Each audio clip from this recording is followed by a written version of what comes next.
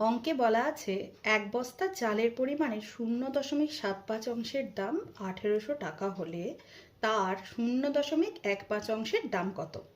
এখানে দশমিকের অঙ্ক। চলো ঐকিক নিয়মের সাহায্যে আমরা করব।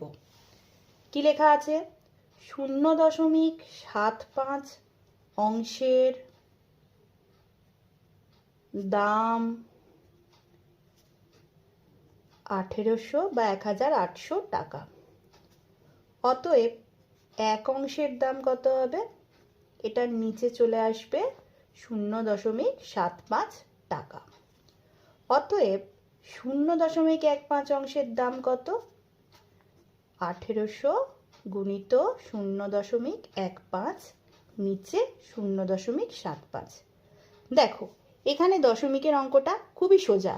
এখানে দশমিক তোলো, এখানেও দশমিক তোলো। দশমিকের পর দেখো দুটো ঘর, এরও দশমিকের পর দুটো ঘর, তার মানে দুটোই সমান, কোনো অসুবিধা নেই। কোনো শূন্যও দিতে হবে না, কোনো কিছু করতে হবে না, সামনের শূন্যগুলোকে কেটে দিলেই হবে। তাহলে এটাকে আরেকবার ভালো করে লিখে নাও। এটা হয়ে গেল 15, এটা হয়ে গেল 75।